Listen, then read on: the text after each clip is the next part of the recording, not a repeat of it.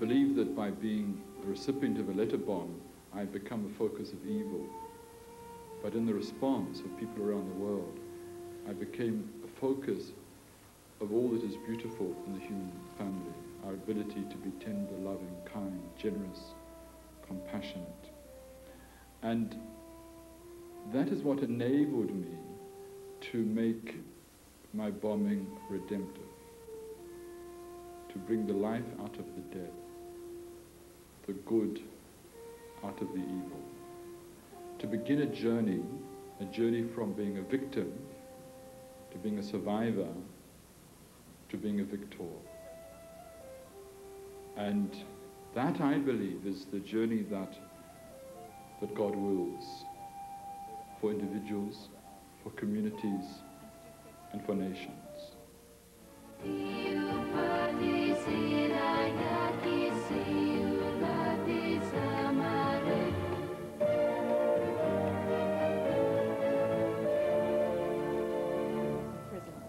Or to commemorate it. To actually see a statue which doesn't look like Mandela, because we never knew what he did look like in the sense of all those years that he'd been there. Father Michael Lapsley, an Anglican priest working in South Africa, has come to Ireland to speak at a conference organised by the Justice and Peace organisation AFRI. This is the story of his faith and his struggle to overcome the most appalling injuries. When I was in hospital in Australia, various people, out of kindness, said to me, well, you must accept what you cannot now do. You used to jump on planes and you travel the world and you do this and that, and it won't be like that. And I thought to myself, and why not? But there's also assumptions about physical disability that assumes that automatically you may have some kind of psychiatric disability, or that if, you've lost your hands, maybe you've lost your hearing, so we should speak slowly and loudly.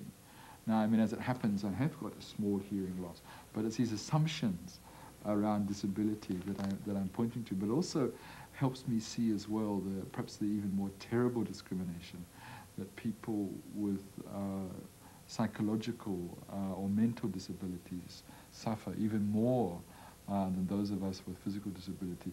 So I think this is also my experience of disability, I hope, has made me more considerate and gentle to other people and other people's kinds of disability through the experience, through the journey that I've taken. I think, and also because, ironically, my weapon during the struggle was not an AK-47. My weapon was always my tongue.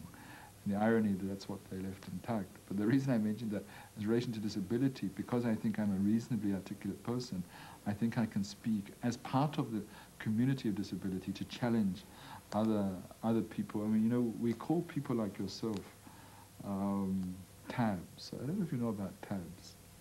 TABs are temporarily able-bodied people. And there's really only two sorts of people. Those of us who have disability and those of you who are temporarily able-bodied. But don't worry, your day will come.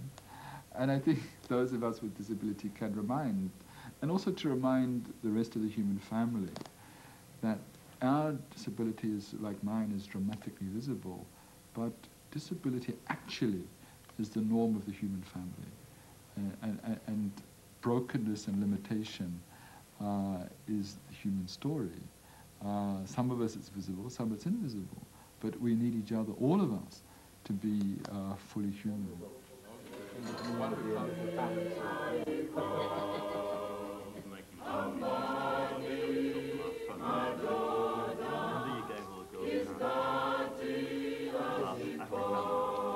did they do? They had to put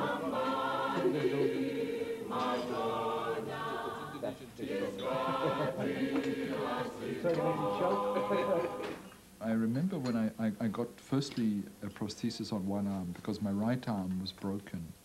And so I had one initially, then I got the second. And then I burst into tears because I thought, these are ugly.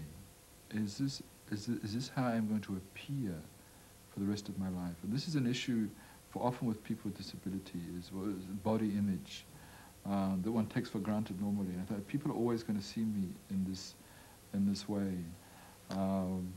But my discovery has been that, well, firstly, children have no problem. Children say, oh, where are your hands? Are they inside? And they start sort of poking you around to find, while adults sort of look the other way and sort of get slightly embarrassed. But in reality, and people have said this to me many times, that after a very short time in a conversation, people forget that I have no hands. It can be a dominant first impression, but then after that, in the end, you communicate as two human beings, and you like or dislike the person because they're human and so on. Because the other thing which you can see me doing now, that I'm aware of, is you're just like driving a car. When you drive a car, you don't think, I will now push in the clutch, I will now push the accelerator, I will now change gear. All those things are internalized. And the car, in a way, becomes an extension of us as we drive. Now, similarly with these, I mean, I always talk with my hands, so I now talk with these, that they become an extension of who I am. And don't think they're very beautiful. For a while, I also had some hands that looked like hands, but they were looked beautiful, but very impractical. And now I'm able to do far more things with these, and they become part of who I am. How do they actually work? By faith and hope. Somebody stands behind me and pushes a button. No, actually what happens, they are connected across the shoulders, and I move the shoulder in a very exact way, and that opens. But they're both connected, and one of the traps for young players when I first got them was that I could be holding a glass in that hand, and then try and be very smart and open this one, and at that point this would open slightly further, and the glass would crash to the floor. You lost many a good drink.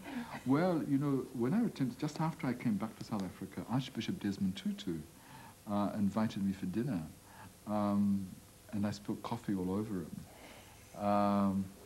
But he's still both my beloved Archbishop and a good friend. I mean, but that's the kind of experience if it first happened. When I'm tired, I more easily drop things. But like anything, you get more expert, and I haven't poured tea over another Archbishop since then.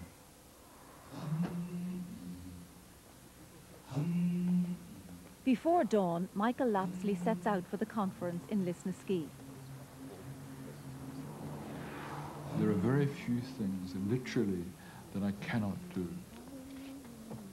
But some very minute things may take a long time. Like I can undo this button on my shirt and that button on my shirt. But when I get to this one, it's actually extremely difficult.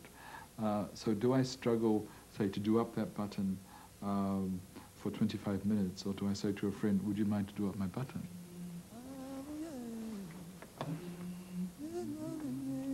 I think one of the things that disability has taught me is the importance, yes, of a degree of independence, but also of the importance of interdependence in the human family.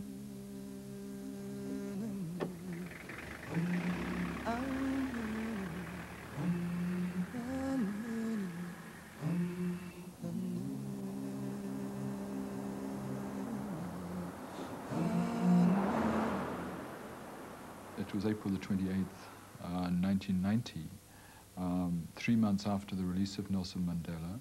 I had just returned from a speaking tour of Canada, and I was opening mail that had accumulated whilst I was away, and I came upon a manila envelope, and inside were 2 religious magazines, one in English and one in Afrikaans.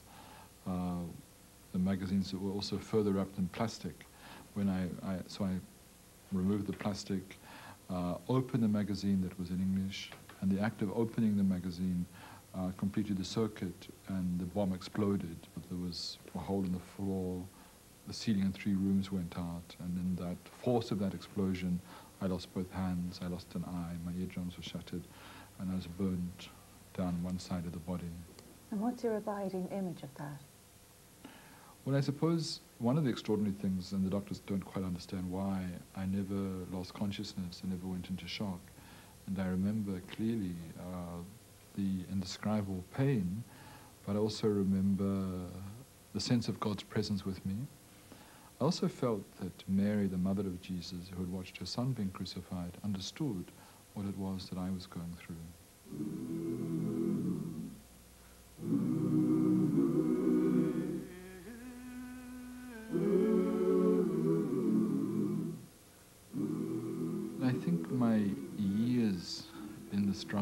as part of the ANC had helped me see that the only way that the people of South Africa would be free would be through sacrifice, specifically self-sacrifice. And I think that had prepared me for the possibility of dying in the struggle. What, of course, I was not prepared for was the possibility of major physical disability. I wouldn't have liked to have been bombed before Velcro, because on my trousers and on shirts, there are all kinds of things that have Velcro. So I think Velcro makes a big difference. And often, you know, when I was in hospital in Australia, the hospital was really great. They said to me, not only, they said, what do you want to do, need to do, and like to do? So I said, well, you know, I need to be able to live my life. I need to be able to drive a car. I need to be able to use a computer. So they made sure that I could do that. I'm a priest. I need to be able to celebrate the Mass.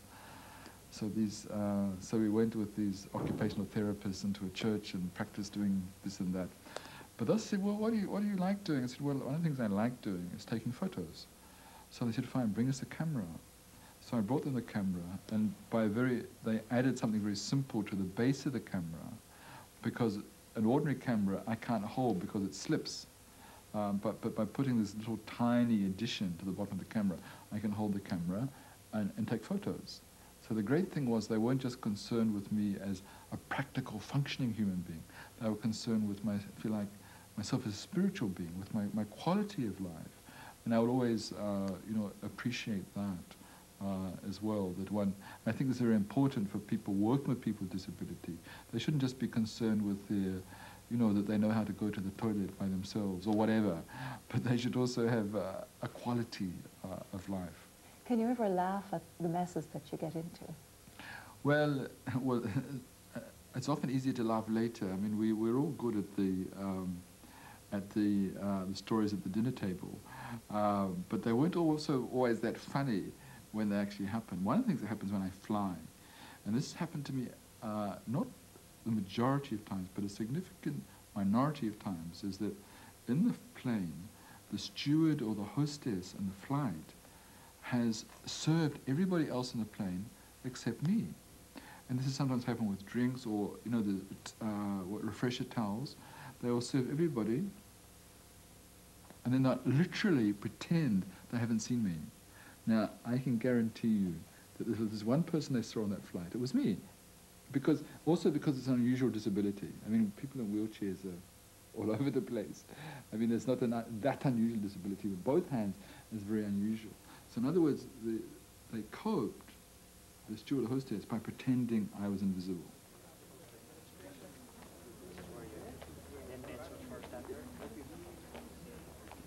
In Lisnaskea, Michael Lapsley takes time out from the AFRI conference to unveil a memorial to Ireland's famine dead.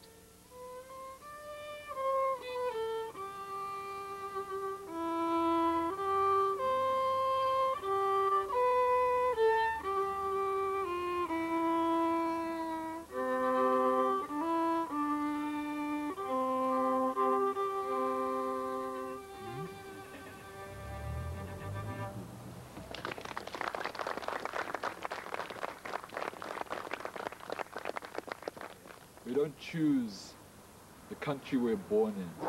We don't choose whether we are born rich or born poor. But we have choices always about how we respond. Some people chose to respond with compassion and a commitment to healing. Some of the people who responded with compassion were the poorest of the poor. Some people who responded with compassion were extremely rich. They made choices. And some responded from all that is evil and degrading in us. They responded to such poverty and suffering by trying to make a fast buck. It's true of the Irish people, and it's true for us in South Africa. The theme of the conference is reconciliation in South Africa and Ireland. Michael Lapsley recognises the enormous difficulties of forgiveness in the face of great wrong. And I think often is the church and churches do religious people a disservice because we tell them they shouldn't feel the way they feel. You're not supposed to have that hatred and bitterness and anger. So religious people put a lid on it and say, no, we feel gentle and kind and loving and compassionate, all those nice things. And meanwhile, the bitterness and the anger and the rage continues to go around inside us. So the first step towards healing is admitting you're sick. You can't let hatred go until you admit that you hate. He is a great personal experience, great personal suffering, and also the people that he comes from the African people, that they have shown us how they have been able to keep their dignity through a terrible time of oppression, and that out of that they can show us, while it's possible to be graceful, if the words, but they, in a certain extent, they have won, and how they can be so grateful and still treat the other people as equals. Despite his story of resurrection, Michael Lapsley has had his own inner struggle to find forgiveness for those who injured him.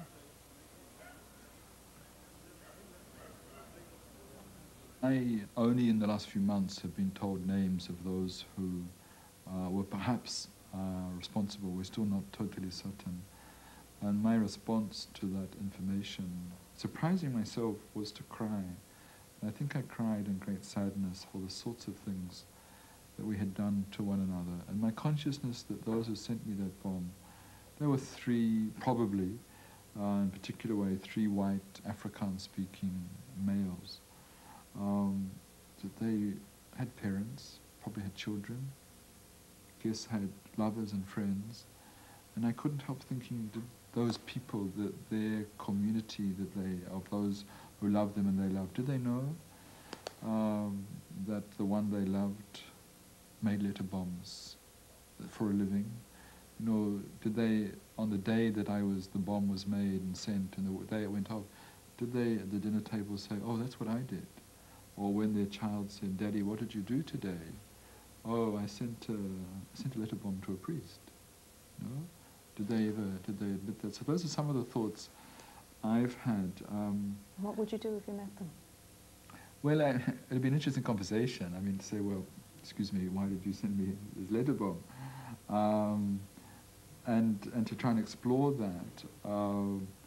But also, if the person says, for example, I did this to you, I live with my guilt, but I've now become an ambulance driver because I want to be part of healing the nation. I think that I'd love to say to that person, I forgive you, and I hope you'll spend the next 50 years as an ambulance driver, because I believe, rather than 50 years in prison, because I believe in restorative justice rather than retributive justice. But I think also the process of forgiveness, I think very importantly, also includes restitution and reparation. And I think we often speak in the Christian community as if forgiveness is glib and cheap and easy, when in fact it's painful, costly and difficult. And it isn't simply a matter of saying you're sorry. Now, for example, realistically, I need to stay with somebody the rest of my life to assist me, who I have to pay, have to employ. Now, the chances are the people who sent me the bomb were promoted and got million-rand handshakes, golden handshakes, when they retired. Now, not in the spirit of revenge or hatred or bitterness or retribution. Wouldn't it be appropriate, for example, if they paid the cost towards the person that I have to employ? They can't give me my hands back, but they could be part of restoring my dignity, and helping me survive. What did you think of Michael Lapsley's own suffering and how he overcame it? Oh, he's American and he's full of faith. And God saved him, sure. And he's very lucky, and he has faith. I believe in the faith now, and it's good to pray. And there's people has been saved by prayer. Well, it gave me a sense of solidarity and of sharing of pain. and a story of conflict that I think we share here. The point that I came to God with was that suffering, the redemptive aspect, that it didn't have to be something that would stifle and would destroy, but that once he could come to terms with it, that it could actually, he could overcome that and go on to something better. I don't know, have I heard anybody that moved me so much, in the sense of somebody who was hurt so deeply and was so able to cope with that and to live without the hatred or the anger or the revenge that I think I maybe would have myself. If only we could open our minds to looking to see and learn from how others have faced the situation and are dealing with it. I would say when I was bombed, I lost a great deal. I lost hands in particular, for which I will always grieve. I still have a great deal, but I also know that in that bombing I gained. I'm a better human being because of what I've been through. But I think I survived to be a sign that in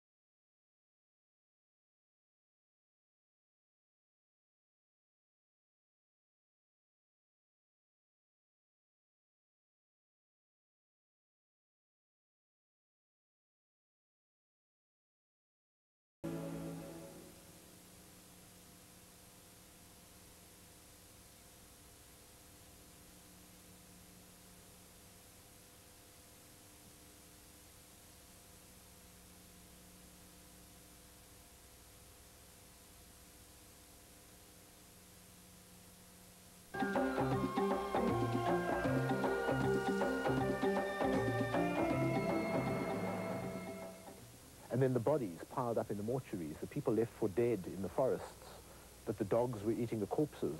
I mean, this is what it was like in those days. Tonight in Focus, a priest shattered by the apartheid violence, now helping South Africans heal themselves. Good evening and welcome to Focus. The Truth Commission is providing us with a much-needed catharsis, but it won't be there forever. And so religious leaders got together and formulated a long-term response to the Truth Commission. The result? A unique series of workshops being conducted around the country. Tonight in our Focus documentary, we look at these workshops called The Healing of the Memories.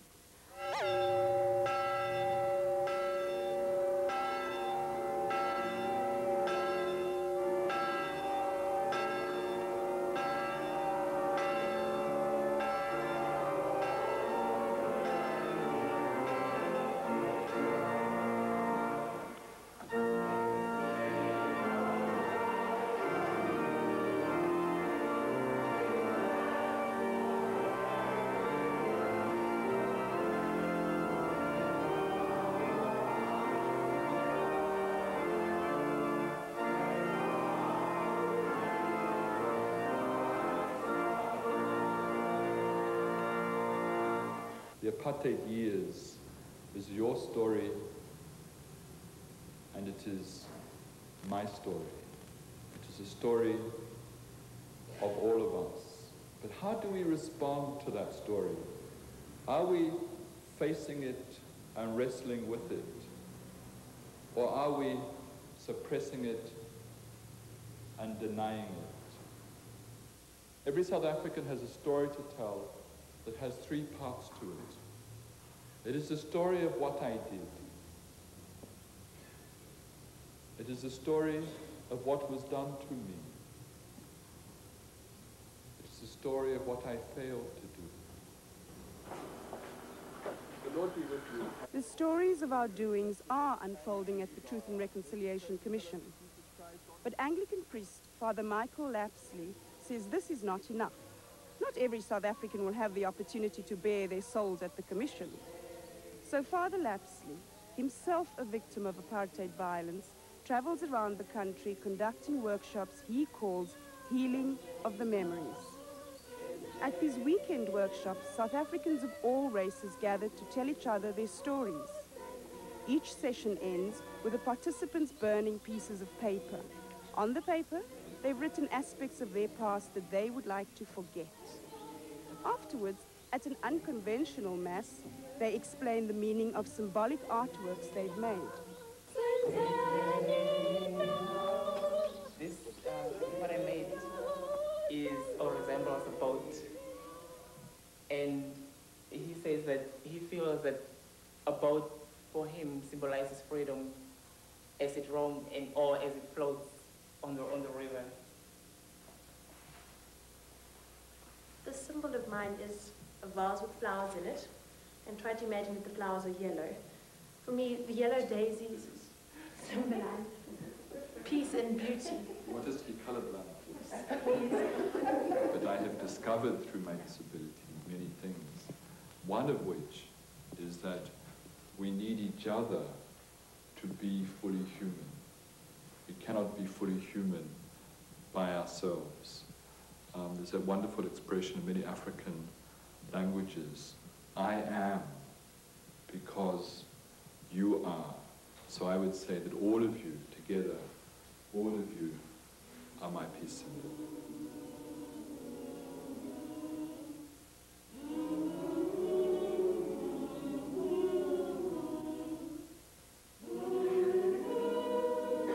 Every time when I tell my story to a whole new group of people, I get in touch with my own feelings, you know.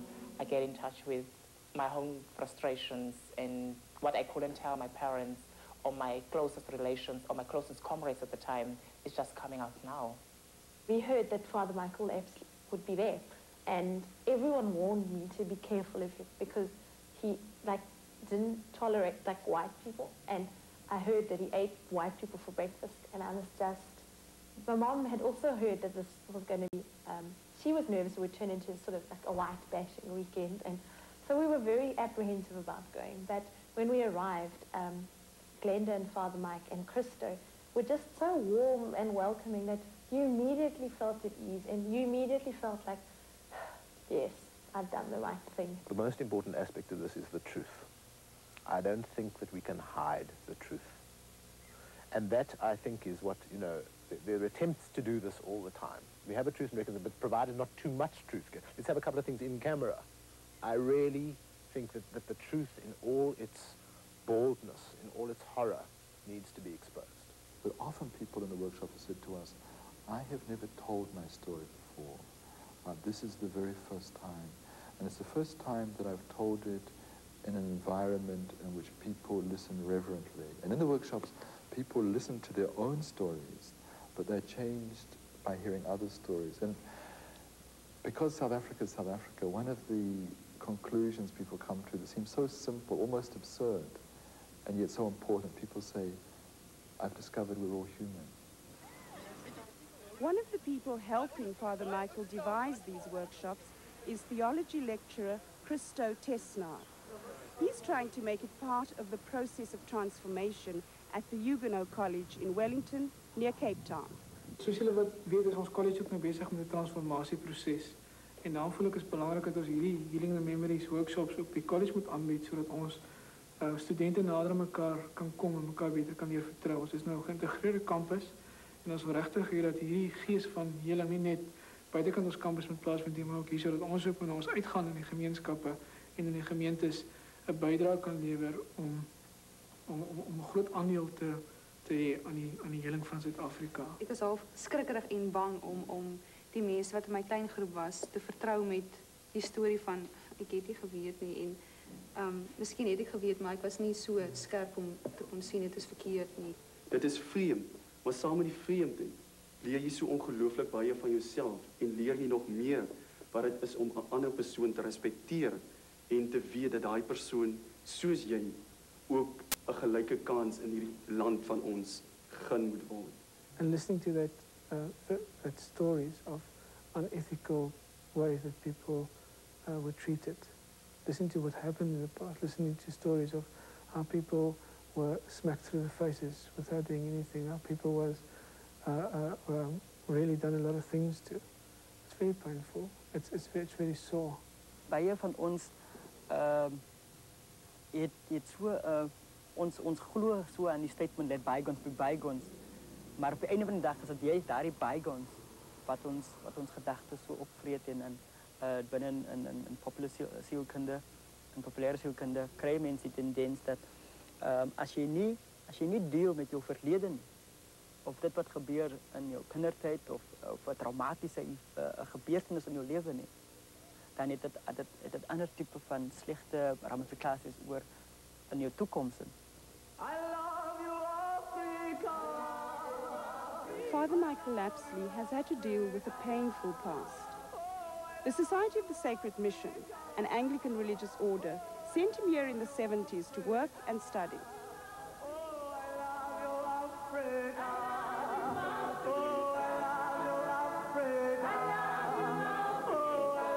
He aligned himself with the struggle for freedom. So, he was expelled from South Africa, soon after the student uprisings of 1976.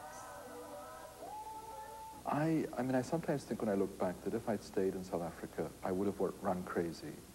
I think apartheid was ripping me apart as a human being inside myself. And it was very traumatic to be expelled from the country. But I had come to a conclusion earlier that if I was to have a right to participate in the struggle against apartheid, that I had to play for keeps. So I went to Lesotho, and it was there that I really came to the conclusion that armed struggle was necessary, and it was there that I asked to join the ANC. I had been thrown out and prevented from taking citizenship in South Africa. So I went to the ANC and said, I'd like to become a member, and I understand that by becoming a member, I'm taking citizenship in a country for which we are still struggling for. Somebody said that they knew of this one person, Hush Tones, Michael Lapsley, who was in the ANC. You know, those were not letters that one mentioned. And I got his address, and so with fear and trepidation, I went to meet this ogre in Lesotho. Well, it was terrifying. I mean, but I knew I had to do it. I knew that this was I had to make the dump, and I was a bit amazed that the first ANC person I was ever going to meet was white. In Maseru, the exile community lived with a daily fear of attacks from the South African government's hitmen. In December 1982, when Father Michael was overseas, he heard of a cross-border raid. 42 people were massacred.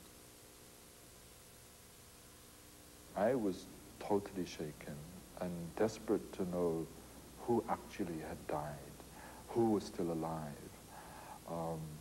And I remember vividly a phone call to Lesotho, and then remember breaking down over the phone as one went through the list of who had died and who was still alive. But I think it was at that point that I made a vow that my own life would be dedicated to ending apartheid. The church, shortly after the massacre, met and decided that I would have to leave Lesotho. They said that I was a danger to myself and those around me. They saw this as being almost like it was Michael's fault, that, you know, if he is an ANC member and a public ANC member, then he becomes a target, and therefore it's not really the South African army that's to blame and the South African government is to blame, it's in fact Michael that's to blame. And it was never put as that, in that kind of explicit way. But I think that those were the subliminal fears. And then, of course, there was this all running as a thread throughout, that priests really shouldn't be publicly take political positions. I was deeply saddened by, out of fear, I think in a way the church authorities responded, but I think also for some it was the opportunity they had been waiting for, because I think it was embarrassing to some of them that I not only prayed against apartheid, but that as a Christian and as a priest, I had joined the struggle against apartheid and was able to defend what I was doing theologically and from the gospel. While the exiles grappled with the havoc the South African government was inflicting on its neighbors in the 80s, opponents of the state who stayed at home had to cope with another kind of hell. Telling these hellish stories is part of our healing. Op daardie dag, behalve ander gebeure,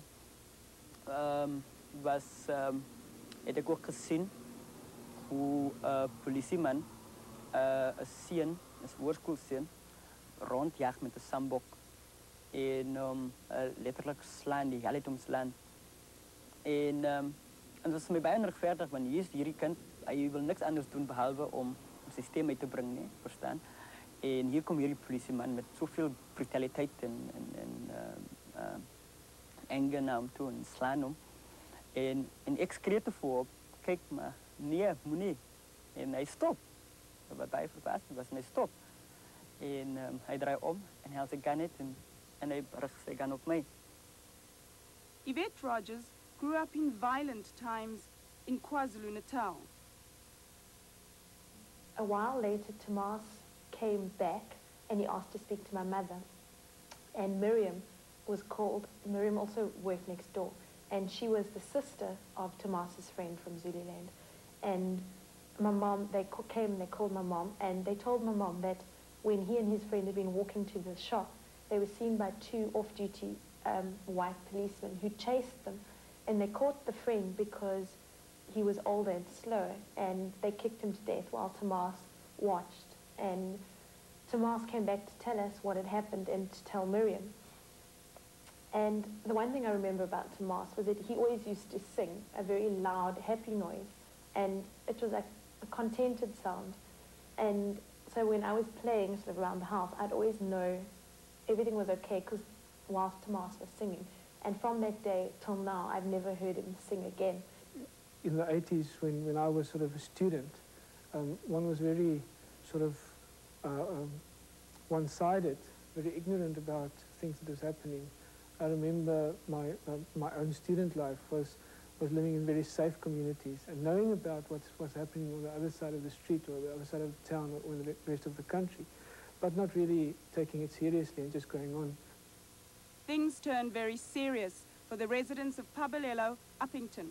26 people were tried for the murder of a policeman.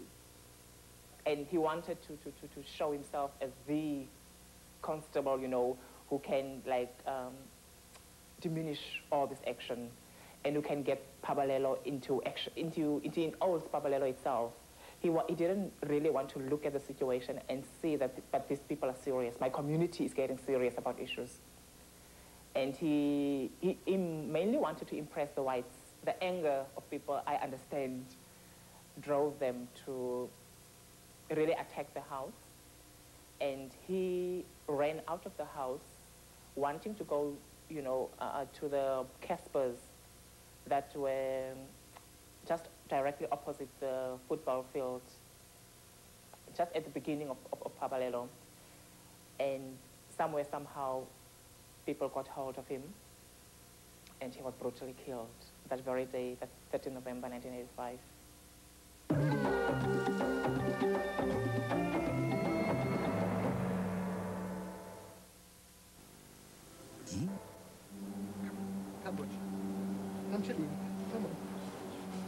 Okay, we're talking about 1986 here, and I came, the ANC felt it was very important that I should come back to the country. I had a lot of things on my side. I was white, I was a clergyman, I didn't have any kind of great history of sort of struggle antics in student days, so I was relatively safe. It was relatively safe for me to come back, so I did. I sat on my veranda looking through binoculars to a band of impis on the hill being handed guns and weaponry by a police van. I was phoning the BBC at the same time, saying, this is what I am seeing. Those guns were then used to to kill people and to burn houses, and the people that were using them were burning houses on the hill. That I was watching the houses go up 1, 2, 3, just going up like that. I mean, that was, and then the bodies piled up in the mortuaries, the people left for dead in the forests, that the dogs were eating the corpses. I mean, this is what it was like in those days. The release of President Mandela in 1990 meant the beginning of the end of the apartheid horror. But while the National Party sat around the negotiating table, their dogs of war were still at large. The church had moved Father Michael from Lesotho to Zimbabwe, a move that almost cost him his life. I guess it was in that relaxed mode that, that in fact, of course, I was then in the end of April 1990, having just returned from a visit to Canada, where I'd been on a speaking tour invited by the Churches of Canada, that I received a letter bomb. But just with the sheer accumulation of mail, I didn't pay much attention to it. And then after this farewell party, which had been in the afternoon and early evening, I came back to my house and simply continued to open the mail and came to this manila envelope that had inside it, manila envelope inside another, 2 magazines wrapped in plastic. And so I tore the plastic and then saw both religious, one in Afrikaans, one in English, opened a magazine that was in English, and the act of opening the magazine was in fact the detonating device for the bomb, and it exploded at that point. Well, I was still in Bali at the time, and I remember the phone call the night when it happened, and I remember the intense anger that I felt. In fact, I mean, I wrote that book, the first chapter, that was born of that intense anger that this should happen. It was difficult for us to work out. I mean, how come 2 days before Grooteskier? How could it possibly be that the bomb happens at that point? Today, the Truth Commission is hearing our stories, and Father Michael is working side by side with the Commission to help us heal the memories of the past. What's just a pity for me is that we're really struggling to get more white people on this healing of the memory workshops. And I'm sorry that I have to be specific, but one would like, especially the Afrikaans community at large, Afrikaans churches, to come forward. Mense wat dinge gedoen het in die naam van apartheid, in defense of apartheid. Hulle moet nou vorentoe kom en begin gesels oor hulle aandeel. Maar ek dink hulle is dit verskuldig aan nie net aan die survivors nie, maar ook aan Suid-Afrika se nasie en ook aan die toekoms van ons land. A lot of whites still want us to quickly, in a very rushed way, progress into the new South Africa, and we must do things now and we must forget. But they don't know that we still are facing nightmares of what happened to us. And in order for us to find our own healing, we have to come forward. We have to say what we experienced in the whole, apartheid regime. What was done to us was brutal. There are pictures of a very cheap form of reconciliation that, quite frankly, I find unappetizing in the extreme. A sort of sentimental slop that gets served up, where we all sort of wave rugby flags and things. I mean, that is not about reconciliation. Reconciliation is about reverencing the other person and recognizing the other person in all that they are, and learning together how we can build a future. When I was bombed, I became a very particular focus of evil, because I think the act of sending a letter bomb to an individual human being is a specific act of evil. But in the response of people around the world, I became a focus of all that is beautiful in the human community. Our ability to be tender, loving, gentle, compassionate. And that was the vehicle that God used to enable me to make my bombing redemptive, to bring the life out of the death, the good out of the evil. The church was involved, and so the church itself needs healing. And this is a critical point. It's not that the church is the enabler of the healing process. The church itself was damaged. The humanity of the church itself was damaged. And so the church must be part of that healing process by itself engaging in processes of healing. But the issue is an issue of healing, because you see, if as a people we are filled with hatred, anger, bitterness, we're not going to create a very nice society. For our own sake, we have to see how we can not be prisoners of the past, move further along the road to healing.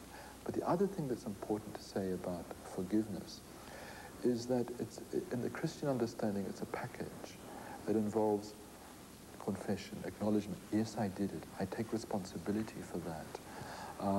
I have contrition and remorse. I have sorrow for what I've done. But also I'm committed to reparation. 14 of my friends had just been senselessly slaughtered, like in a safe house, and I just thought I was so angry.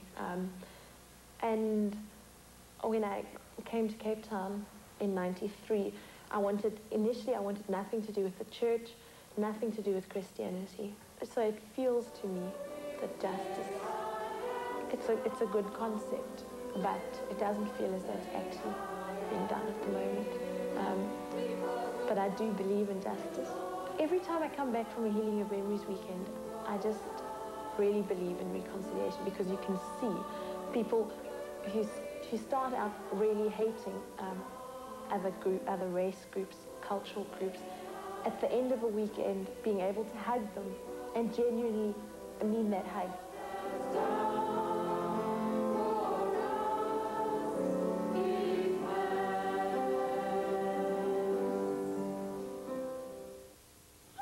An important feature of the weekends is the Mina Nawe Theatre Group. With drama, poetry and song, they become part of the healing. This woman said, believe me, I do not want revenge, but these people who has done these cruel things to me and other people are still in power. I love you, Africa! I love you, Africa! I love you, Africa! When you come to the workshop on Friday and leave on Sunday, you won't be magically healed. There's no magic involved in them. But the space will be created for you to move one further step. One step along the road towards healing and wholeness. I love you, Africa! I love you, Africa! I love you, Africa! Most South Africans need healing. That's our program for tonight. Focus is back tomorrow on SABC 2 and 3. Good night.